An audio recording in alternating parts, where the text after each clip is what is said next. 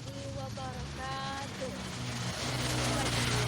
Saya Putri Winasari, guru Sekolah Dasar PTS Negeri 11 Kecamatan Kecamatan Lindung Sari Bagaskul Kabupaten Bogor Selatan.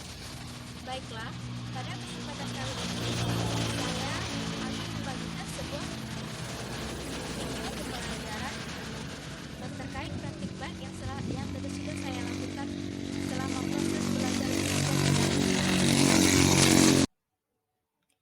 Video ini saya buat di latar belakangi dari beberapa masalah. Di antaranya kurangnya minat dan semangat siswa dalam belajar, tidak konsentrasi dalam belajar, cemas dan stres dalam mengikuti pembelajaran, serta bahkan ada yang tertekan dan takut dalam proses pembelajaran. Berangkat dari masalah itulah, saya menerapkan proses pembelajaran berdiferensiasi di dalam kelas, di mana proses pembelajaran berdiferensiasi ini adalah proses pembelajaran yang mengakomodir sesuai dengan kebutuhan belajar peserta didik. Artinya proses pembelajarannya kita sesuaikan dengan bakat, minat, atau karakter yang dimiliki oleh siswa. Contoh, kelas yang menerapkan proses pembelajaran berdiferensiasi ini adalah ketika proses pembelajarannya bukan untuk mencapai hasil belajar. Jadi pembelajaran berdiferensiasi ini merupakan pembelajaran yang nantinya menekankan proses, bukan pada hasil. Dalam artian di sini, guru menggunakan beragam cara agar murid dapat mengeksplorasi dirinya sesuai dengan minat atau cara belajar yang diinginkannya. Sehingga dari kegiatan tersebut, murid dapat mengerti serta memiliki informasi atau ide dan dapat mendemonstrasikan apa yang telah mereka pelajari. Adapun tahapan dalam menerapkan pembelajaran berdiferensiasi di kelas yaitu yang pertama, melakukan pemetaan kebutuhan belajar berdasarkan 3 aspek. Di antaranya kesiapan belajar, minat belajar, dan profil belajar murid. Hal ini bisa kita lakukan melalui wawancara, observasi, serta survei menggunakan angket. Yang kedua yaitu langkahnya merencanakan pembelajaran berdiferensiasi berdasarkan hasil pemetaan. Artinya kita memberikan berbagai pilihan, baik strategi, materi, maupun cara belajarnya. Yang ketiga yaitu mengevaluasi dan merefleksi pembelajaran yang sudah berlangsung tadi. Baiklah, kita masuk kepada praktek tahapan dari proses pembelajaran berdiferensiasi di dalam kelas. Di sini saya melakukan pemetaan kebutuhan belajar peserta didik melalui angket. Angket yang saya berikan yaitu angket penilaian diri. Adapun angket ini berisi 10 soal yang nantinya siswa harus menjawab dengan sejujur-jujurnya. Adapun soal yang pertama yaitu mengenai apa yang kamu sukai, dan soal selanjutnya siapa guru favoritmu, apa yang kamu sukai dari gurumu, mata pelajaran apa yang kamu sukai, dan ada satu pertanyaan mengenai belajar seperti apa yang kamu sukai. Angket yang saya berikan di sini angketnya berupa esai. Jadi siswa bebas mengeluarkan pendapatnya dalam mengisi angket ini. Dari hasil angket ini, siswa beragam jawaban dari siswa.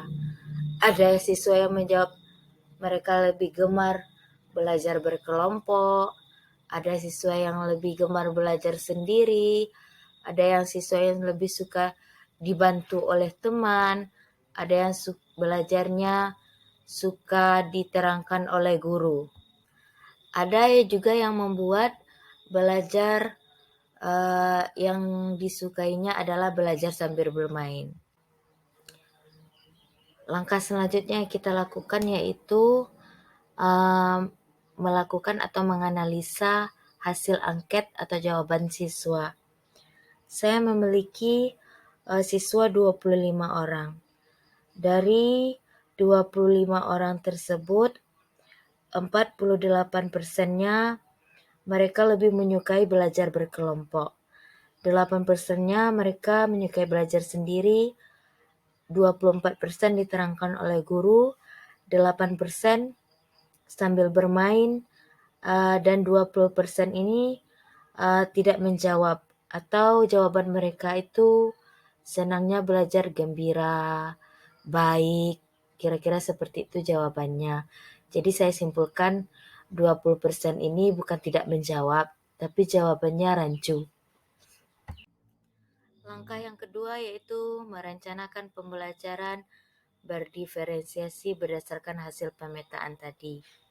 Jadi, tadi siswa saya itu memiliki minat dalam proses pembelajarannya, atau mereka lebih gemar dan suka belajarnya berkelompok.